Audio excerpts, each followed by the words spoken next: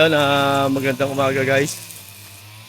Kasalukuyan po, nandito kami sa sementeryo. Ito po kasi gawain namin ito pagka mag-uundas po. Ay pinalilinis po ng aming kapitan para po yung mga kamag-anak po ng mga namatay ay hindi na sila maglilinis. Ayan po, ayan. Ayan po ang nagagrass cut po sila. Medyo maluwang po itong sementeryo dito sa amin. Maluwang po ito. Kuwari ko po yung nasa ano to. Nasa 20 hectares.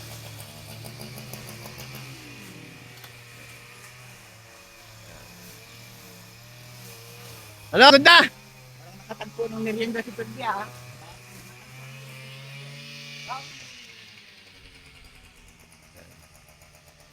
Napakaluwang po na sementeryo. Operation Linis po ang barangay poblasyon. Ito po ang mga tikas po na mag-grass cut. Binata pa po yan. Ewan ko ba't di makapag-asawa. Tapos po sa babae. Medyo maluwang pa po yung kanilang lilinisin, no? Nakita niyo po. Napakasukal yan. Delikado nga po rito. Marami rin naglipa ng angas. Kasi po, bago po kasi magundas, pesang patay, dapat malinis na po. Ito po ay kabilang portion pa lang. Sa gawi pa po doon, maluwang pa.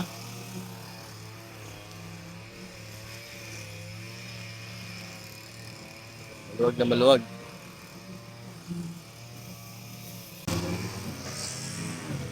Ito nyo guys. Napakasukal. Yan po natin i-grass cut.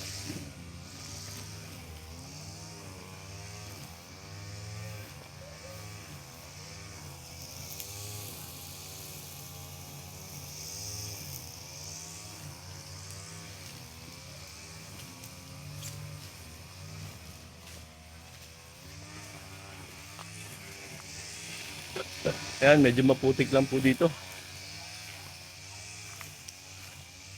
Ayan dito po. Ayan, yung iba naman po nagpipintura na. Ayan, may gumagawa na doon.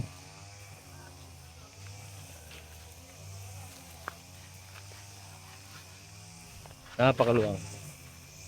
Napakakalat. Nakita niyo hanggang doon. Sementeryo po yan, hanggang doon. Lalabas po tayo doon sa may bandang labas.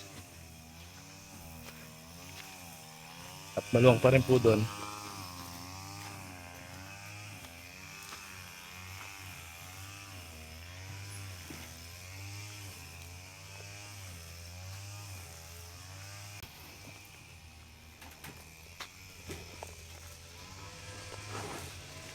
Ano na yan?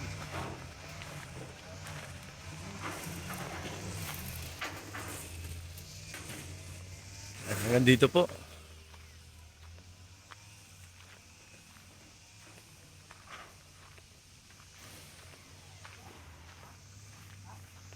Samahan niyo ako guys, ikutin natin ang sementeryo ng poblasyon Magsaysay, Occidental Mindoro.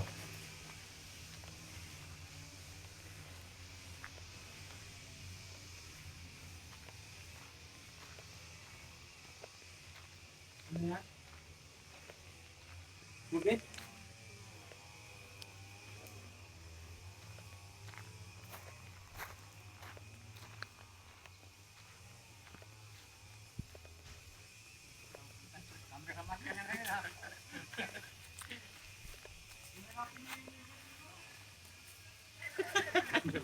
Napakagandang kakikisig po ng mga ano dito, oh. Tigabantay dito, yan. Pasukin po natin ang Veterans Memorial Park. Ito po ang libingan ng mga bayani. Ayan, ayan. Dito may kasama pa rin pala kami ito naglilinis. Para dito sila kakain. Ito, dito po nakalibing yung mga sundalo, mga naging naglingkod sa bayan. Ayan, mga yan po. Hindi ko na po ipapakita sa inyo yung mga pangalan nila. Ayan. Ayan. May sarili po silang ah, compound, itong veterans. Exclusive lang po sa kanila. Ito po. Maluwang pa po ito, hanggang doon. Hanggang baba. Ganyan po kalaki ang ano dito. Ang sementeryo sa aming lugar. Yun, makikita niyo po hanggang doon. Ayan.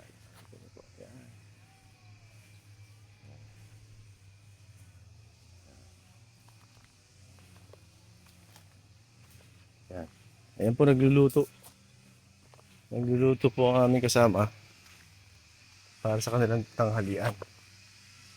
Ayan. Kanilang ulam ay okra. Okra at Okra at ano kaya? bulaklak ng ulang lang.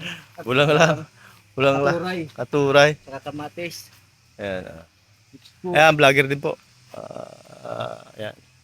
Siya to po. Ayan. Siya po nagluluto. Maganda po yung napili niyang pwesto.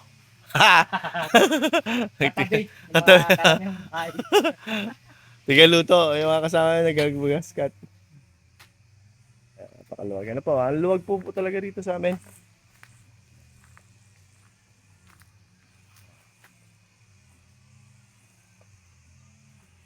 Samahan niyo po ako. Ikutin naman natin yung dito naman po sa aking mga kamag-anak. Marami po akong kamag-anak dito kasi isang pisa kami dito.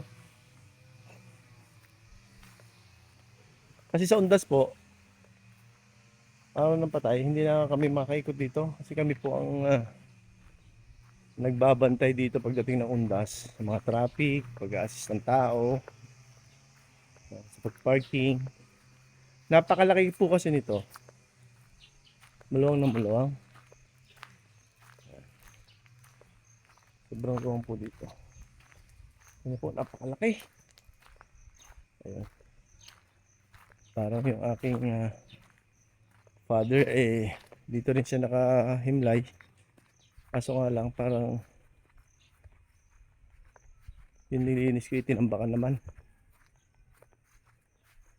Okay, babalikan ko to sa Undas. Bago mag-Undas nilinisin ko. Easy lang po sa barangay.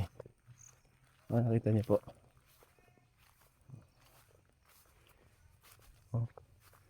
Ang problema, ginawa nilang tambakan dito. Napuko ito eh. So ginawa naman na nilang tambakan. Oh, kita nyo guys. Yung iba ko kasi naglilinis. Hindi marunong. Basta na lang nila itinatambak kung saan. Makita nyo guys. Tinambakan na nila yung puntod ng father ko. Ayan oh. At hihilahin natin. Bakit yun nila tinambak?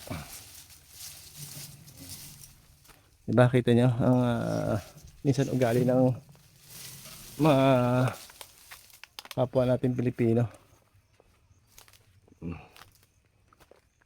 Yan. Tignan nyo guys. Gawain ba yan ng Good Samaritans? Siyempre hindi. Pwede namang itambak sa walang puntod. Kita nyo. Bakit dito nila itinambak?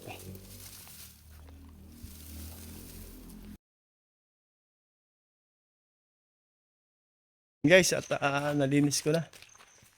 Ipipinis ko na lang siguro yung puntod ng aking ama at ang aking apo. Ito, tutur ko pa rin po kayo. Yan, napakaluwang po.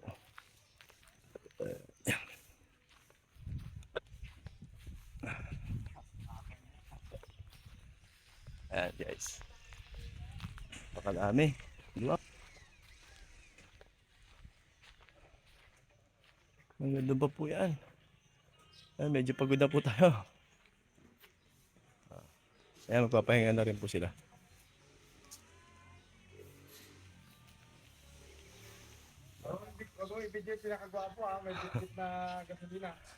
Ayan po yung hepe ng mga tanod. Masipag po yan.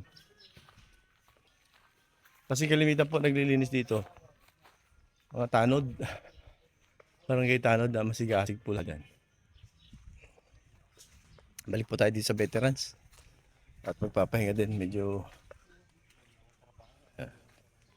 Ayan, pagod na po.